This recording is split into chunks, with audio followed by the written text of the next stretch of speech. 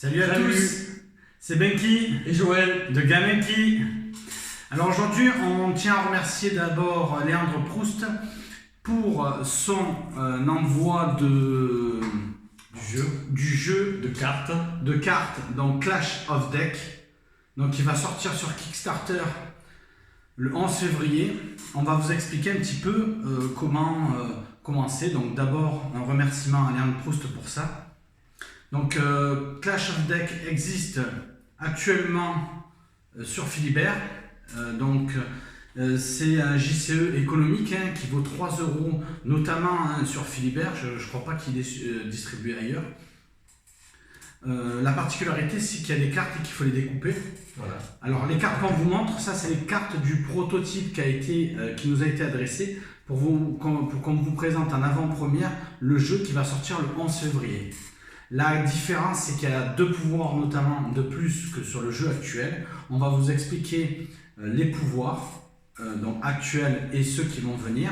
On va vous montrer les illustrations du jeu. Les cartes, elles sont beaucoup plus grandes. Normalement, c'est le format qui est utilisé notamment sur Seven Wonders Duel.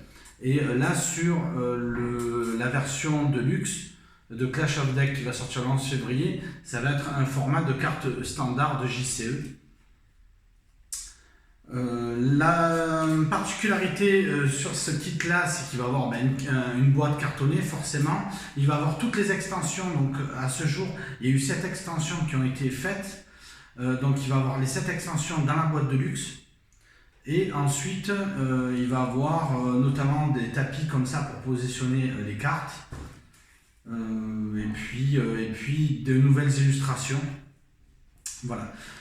Alors là, Joël, tu vas nous parler un petit peu des pouvoirs. Alors on va vous montrer un petit peu les cartes avant. Les pouvoirs. Peut-être d'abord expliquer comment ils fonctionnent, parce que les pouvoirs c'est pour attaquer, et si on n'a pas déjà expliqué comment ils... Exactement. Voilà. Donc peut-être d'abord la mise en place. On prend alors 2 cartes pont que l'on dispose sur la table, l'une au-dessus de l'autre. On prend donc nos plateaux que l'on pose devant soi. Et on récupère chacun une carte tour de guet, Watchtower, avec derrière en verso le château. Donc pour l'instant on prend la Watchtower et on n'a que ça. Ensuite, on va expliquer. Le système de points révolutionnaire qu'il y a sur ce jeu-là, c'est qu'on va utiliser cette carte-là et à chaque fois qu'on va plus pouvoir défendre justement sa tour par nos cartes d'attaque comme celle-ci, on va taper donc sur la tour, et la tour sur notre main qui est constituée de 8 cartes va donc se déplacer. Donc elle va commencer à notre gauche jusqu'à notre droite. On n'a le droit de jouer que les cartes de gauche. Voilà. Donc, et en raison de 4 cartes à chaque fois. Donc une fois qu'on est arrivé au bout, on va devoir retourner la carte. Et et à chaque fois on va retaper jusqu'à ce que le château arrive à la fin de la main. À ce moment-là, on a perdu. Donc ça, c'est le système de points pour le but du jeu. Ensuite, dans la mise en place, on prend 4 cartes. Après avoir mélangé la pioche, on prend 4 cartes au hasard. On les dispose. Je suis le premier joueur. Allez, disons que c'est moi qui traversais la dernière fois un pont. Là tu me l'enlèves, j'ai plus le choix, j'en prends une autre. Et je dois choisir une carte, et toi tu en choisiras 2. Donc je vais prendre celle-ci. Donc vas-y, choisis non mais là, carte. Ça sert à rien, on n'a pas la caméra déportée. Non mais tu les prends, non mais c'est pour expliquer la mise en place. Voilà, moi je prends la seconde. Et on recommence une fois. Sur le système au niveau des cartes, pour pouvoir faire sa main, c'est le système qui est développé par, notamment, qu'on retrouve dans le jeu Seven Wonders Duel, où le premier joueur en prend une, le deuxième en prend 2, et le premier joueur en prend une, et vice versa. J'en prends une, j'en prends 2, voilà. Ça, hop, vas-y. Voilà. Donc moi je me retrouve donc avec une main constituée donc de toutes ces créatures présentes, et avec ma tour de guet qui est ici. 5. Tu en as combien de cartes? J'en ai 3 et 3, 6. 6, moi j'en ai 5. Alors, ensuite, donc à chaque coup, en fait, on va décaler la tour de guet jusqu'ici, après la retourner à chaque fois, à chaque coup qui est porté sur la tour de guet ou le château, hop, on le décale jusqu'à perdre. Au niveau des cartes, donc c'est de l'affrontement.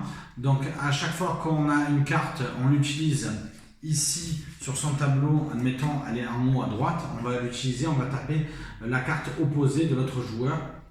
Donc sur les cartes, c'est facile. Donc c'est le même système. Hein. On vous invite à regarder d'autres vidéos. Donc vous avez à la fois le système d'attaque qui est ici, hein, illustré avec une hache, et le bouclier qui est ici, donc au niveau de la défense. Donc là, notamment, il y a 1 d'attaque et 5 de défense. Voilà. Donc là, en dehors de ça, vous avez les manas, le point les manas. Donc à chaque tour, et, pour jouer des cartes de sa main, on va compter les cartes qui nous restent dans notre main et on va avoir des points qui sont appelés manas. Admettons, il me reste 3 cartes en main, ça fera 3 points. Avec ces 3 points, il va falloir que j'achète une carte qui est mentionnée ici en haut. Là, ça tombe bien, c'est une carte de 3. Je pourrais donc la payer et la mettre en jeu sur mon tapis, ici. Une fois qu'on a acheté nos cartes, on joue à tour de rôle. Il y a des cartes qu'on va pouvoir interagir lorsque ce n'est pas notre tour. Mais sinon, la plupart du temps, c'est on attaque et l'autre personne subit les dégâts. C'est pas très compliqué. Maintenant, on va passer donc aux illustrations, parce que c'est le point faible qu'on a vu un petit peu sur les autres vidéos. C'était des illustrations qui n'étaient pas très détaillées concernant les icônes des puissances de chaque carte. Donc je vais te demander donc de les détailler. Ici, je vous montre.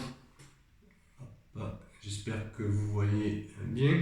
Vous avez la carte aérienne, enfin l'icône aérienne, qui ne peut être attaquée que justement par l'icône suivante, là, qui est la visée. Et la visée n'attaque que les cartes aériennes. Voilà. Donc là, c'est bien, vous avez les deux icônes ensemble. Alors, les cartes aériennes, c'est sur des personnages aériens, comme là par exemple, c'est un sanglier volant. Vous avez des dragons, vous avez toutes sortes de créatures volantes. Voilà. Vous avez, alors je vais faire plus simple, le bouclier qui réduit à 0 la première attaque. Voilà, la première attaque, les points d'attaque de la première attaque. Qu'est-ce que je peux vous montrer d'autre là? Alors ça, c'est plusieurs lances, je ne me rappelle plus le nom de l'icône, mais si vous arrivez à attaquer et détruire une carte de votre adversaire, vous avez le droit de rejouer, de refaire une attaque immédiatement ensuite. Voilà. Vous avez alors là, vous avez les trois icônes. Alors la première, vous avez la bouche avec les dents, c'est la férocité qui permet d'attaquer immédiatement après avoir posé une carte sur son plateau. Théoriquement, vous devez attendre le tour suivant. Ensuite, vous avez l'épée qui permet d'attaquer donc une carte, et la carte suivante subit également les effets de l'attaque. En fait, c'est 2 cartes en même temps qui subit les attaques de son adversaire. Et en dernier, donc vous avez, alors celui-là, je ne sais plus pour l'instant ce que c'est. Est-ce que tu vois là ce type de ce monstre? Non, le monstre, on l'a pas vu. On l'a pas vu, hein. Il n'y était pas. C'est toi qui dois avoir. Voilà, en gros, qu'est-ce que je pourrais vous montrer d'autre? Je crois qu'on a vu. Les flèches. Celle-là, je n'ai pas expliqué.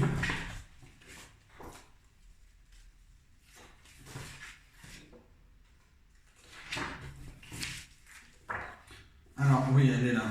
Elle est là. Ah, d'accord. Ah oui, focus. Ah, le focus, on l'a pas. Alors, c'est aussi un pouvoir supplémentaire. Puisqu'on l'a pas vu sur le. Tout à fait. On n'a pas vu sur les anciennes règles du jeu, on les a pas vues. Donc là, il y a marqué quand les unités. Quand l'unité. Alors attendez. Oula, là, c'est un mot en anglais que je connais pas. Non, là, c'est un peu compliqué. Non, là, je pourrais pas vous dire en anglais. Bon, vous avez...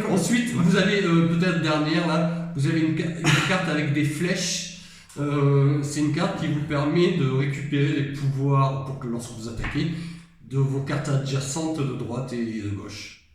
Voilà. Donc maintenant vous savez tout sur Clash of Deck, c'est à vous de jouer. N'oubliez pas le Kickstarter, c'est le 11 février. C'est un jeu de Léon Proust et de Clément Proust pour les illustrations. Ça sortira sur Gram Édition et ça sort le 11 février. Voilà. Jeudi prochain. Merci à vous tous et à bientôt sur Game&Key. Retrouvez-nous sur les réseaux sociaux, sur Facebook, sur YouTube et sur notre site internet www.gamandkey.com. Au revoir. Merci, salut.